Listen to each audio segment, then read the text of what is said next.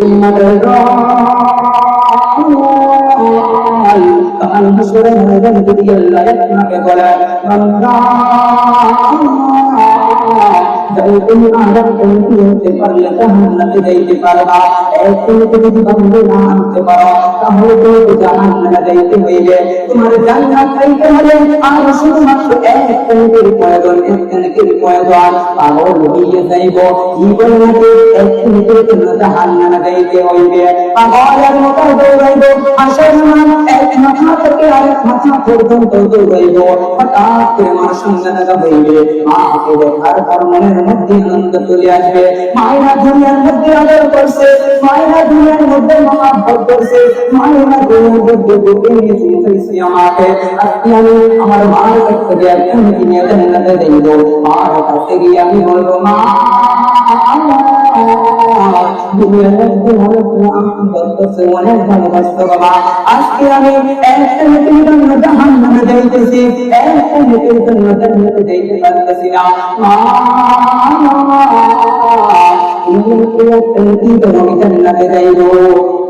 আপনার মা বলবেন দুনিয়ার মধ্যে আমার কোনো সন্তান ছিল না দুনিয়ার মধ্যে তো আমার কোনো স্বামী ছিল না আমার সন্তান হলে কোথা থেকে এই কথা বলে আপনার মা আপনাকে ছেড়ে চলে যাইবে এরকম ভাবে বাবার সঙ্গে দেখা হইবে বাবার কাছে গিয়ে বলবো বাবা দুনিয়ার মধ্যে আদর করছো বাবা তুমি নিজে না খাইয়ে আমাকে খাওয়াইছ তুমি নিজে না খাইয়ে আমাকে পড়াইছ বাবা আমি আজকে একটা মিনিটের জন্য জাহান্নামে যাইতেছি বাবা তুমি আমাকে একটা মিনিটের জন্য জান্নাতে যাইব আপনার বাবা বললেন দুনিয়ার মধ্যে আমার কোনো সন্তান ছিল না আমার কোনো ভাই ছিল না আমার সন্তান হলো কোথা থেকে আপনাকে আমি চিনতে পারতেছি না দুনিয়ার মানুষ আপনার মা বাবা কিন্তু আপনাকে চিনছে কিন্তু পরিচয় দিবে না পরিচয় দিলে তো আপনাকে একটা মিনিট দেওয়া লাগবে আপনার মা বাবা আপনাকে পরিচয় দিবে না এরকম ভাবে বাবার সঙ্গে দেখা হইবে বাবা আপনাকে পরিচয় দিবে না ভাইদের সঙ্গে দেখা হইবে ভাইরা আপনাকে পরিচয় দিবে না বোনদের সঙ্গে দেখা হইবে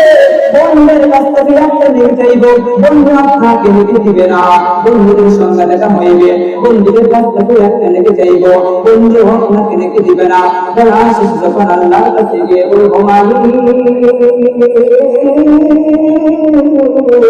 আজকে আমার মা বাবা ভাই বন্ধুদের সঙ্গে দেখা হয়েছে আল্লাহ আজকে মার কাছ থেকে একটা নিতে চাইছি মা আমাকে নিতে দেয় নাই বন্ধুদের কাছ থেকে একটা নিতে চাইছি বন্ধু আমাকে নিতে দেয় নাই বাবার কাছ থেকে একটা নিতে চাইলাম মামা আমাকে নিতে দেয় নাই বন্ধুদের সঙ্গে দেখা হইল একটা নিতে চাইছি আল্লাহ নেকি আমাকে দেয় নাই বন্ধুদের সঙ্গে দেখা হইল বন্ধুদের সঙ্গে দেখা হইল একটা নিতে চাইলাম আল্লাহ নেকি আমাকে দেয় নাই আল্লাহ আমাকে তারা নেকি দিবে দিতাম আল্লাহ তাদের পরিচয় শিখে আমাকে কবুল করে না আল্লাহ তাদের পরিচয় দেয় না পরিচয় দেয় না মা আমাকে ছেড়ে বলে অস্বীকার করে বাবা আমাকে ছেড়ে বলে অস্বীকার করে মা আমাকে ভাই বলে অস্বীকার করে বোন আমাকে ভাই বলে অস্বীকার করে বন্ধু মাকে বন্ধু বলে অস্বীকার করে আল্লাহ বলেন বান্দা আমি বলেছিলাম একটা না আনতে পারলে তোমাকে জাহান্নামে যাইতে হইবে একটা না আনতে পারলে তোমাকে জাহান্নামে যাইতে হইবে তুমি এখন নাকি আনতে পারো নাই বান্দা এখন তুমি জাহান্নামে যাও এখন তুমি জাহান্নামে যাও হঠাৎ করে গাইবি আওয়াজ কোরআনের জবান খুলে যাইবে কোরআনের নামকে ডাকিয়ে বলবেন মালিক তোমার এই বান্দা দুনিয়া থাকা অবস্থায় অনেক আদর করছে অনেক মহাব্বত করছে আল্লাহ আজকে সে একটা মিনিটের জন্য জাহান্নামে যাইতেছে একটা মিনিটের জন্য আল্লাহ জান্নাতে যাইতে পারতেছে না আল্লাহ তুমি তাকে জান্নাত দিয়ে দাও আল্লাহ বলবেন বান্দা দুনিয়ার মধ্যে আমার কোরআনকে ভালোবাসার কারণে আমার কোরআনকে মহব্বত করার কারণে আমার কোরআনকে বুকে নিয়ে তুমি খাওয়ার কারণে আমি আল্লাহ তাআলাকে জান্নাত দিয়ে দিলাম সুবহানাল্লাহ ও দুনিয়ার মানুষ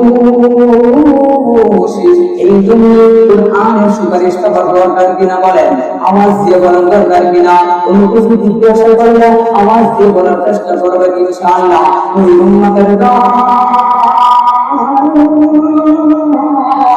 আল্লাহ যখন বলেছেন বান্দা তুমি কি আনতে পারো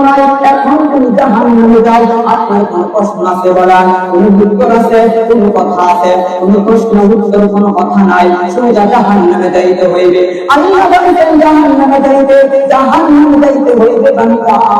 কিন্তু আল্লাহ কোরআনে বলেছেন ইয়া আইয়ুহাল্লাযীনা আমানু কু আনফুসাকুম ওয়া আহলিকুম নারা ওয়া কুদুহান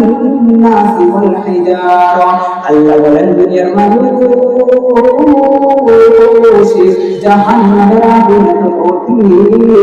জাহান্নামের আগুনে তো কঠিন, জাহান্নামের আগুনে তো কঠিন, জাহান্নামের আগুন থেকে বান্দা তুমি নিজে বাঁচাও, পরিবার পরিজনকে বাঁচাও। ও আল্লাহর বান্দারা, জাহান্নামের আগুন এত কঠিন, জাহান্নামের আগুন থেকে তুমি নিজে বাঁচাও, পরিবার পরিজনকে বাঁচাও। জাহান্নামের আগুন থেকে তুমি নিজে বাঁচাও, পরিবার পরিজনকে বাঁচাও। আমি উম্মতের জান